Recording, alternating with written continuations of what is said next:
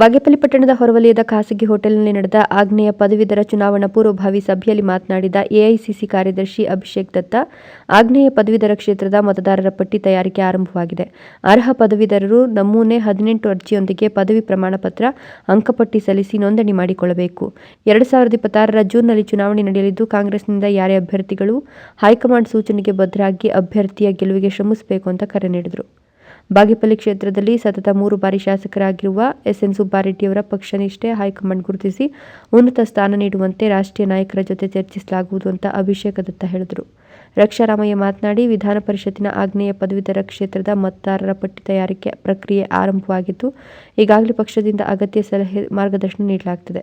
ಆಗ್ನೇಯ ಪದವೀಧರ ಕ್ಷೇತ್ರ ಮತದಾರರ ಪಟ್ಟಿಯಲ್ಲಿ ಹೆಸರು ಸೇರಿಸಲು ಮತದಾರರು ನೋಂದಣಿಯನ್ನ ನಮೂನೆ 18ರ ಅರ್ಜಿನ ಭರ್ತಿ ಮಾಡಿ ನವೆಂಬರ್ 15ರಿಂದ ಡಿಸೆಂಬರ್ 25ರ ಒಳಗಾಗಿ ಸಂಬಂಧಪಟ್ಟ ತಾಲೂಕು ತಹಶೀಲ್ದಾರ್ ಕಚೇರಿ ಅಧಿಕಾರಿಗಳಿಗೆ ತಲುಪಿಸಬೇಕು ಅಂತ ಮನವಿ ಮಾಡಿದರು.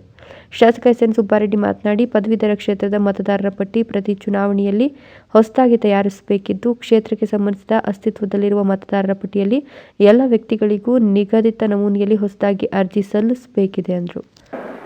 ಒಬ್ಬೊಬ್ಬರು ಒಂದೊಂದು ಪಂಚಾಯತ್ ಚಾರ್ಟ್ ತಗೊಂಡ್ರೆ ಸಾಕು. ನಮ್ಮೆಲ್ಲ ಸೇರಿ ಒಂದೊಂದು ಪಂಚಾಯತ್ ಒಂದೊಂದು ಚಾರ್ಟ್ ತಗೊಂಡು ನಾವು ಯಾರ್ಯಾರು ನಮಗೆಲ್ಲ ಗೊತ್ತು, ಯಾರ ಮನೆಯಲ್ಲಿ ಗ್ರಾಜುಯೇಷನ್ಸ್ ಇದ್ದಾರೆ, ಎಲ್ಲಿ ಓದಿದ್ರೆ ನಮಗೆ ಗೊತ್ತಲ್ಲ.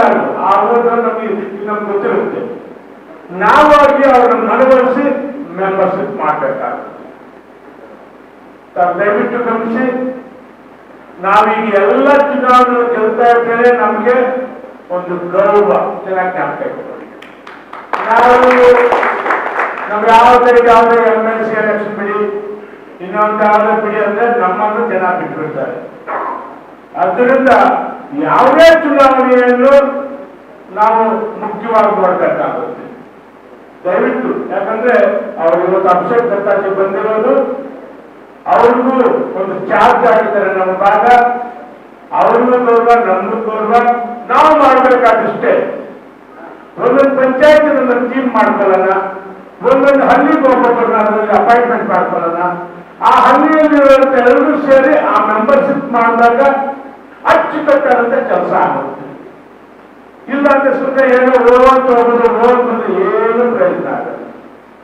ಆದ್ದರಿಂದ ತಾವೆಲ್ಲರೂ ನೆಕ್ಸ್ಟ್ ಪುರಸಭೆ ಎಲೆಕ್ಷನ್ ಬರುತ್ತೆ, ಪಂಚಾಯತಿ ಬರುತ್ತೆ, TPS ಬರುತ್ತೆ, ZP ಬರುತ್ತೆ, ಎಲ್ಲ ಲೋಕಲ್ ಚುನಾವಣೆ ಶೀಘ್ರದಲ್ಲಿ ಎಲ್ಲ ಬರುತ್ತೆ. ನಾವು ಈಗಲಿಂದ ನಮ್ಮ ಪಾರ್ಟಿಯನ್ನು ಕಟ್ಟಿದಾಗ ಮಾತ್ರ ನಮ್ಮ ಜಯ ಸಿಗುತ್ತೆ. ಸುಬ್ಬು, ಭಾಗ್ಯನಗರ, ರಾಯಲ್ಸ್ ಕನ್ನಡ. ಬಂದಿದ್ದಾರೆ, ಅವ್ರು ಕೂಡ ಸ್ವಾಗತವನ್ನು ಬಯಸ್ತಾ ಇದ್ದೀವಿ.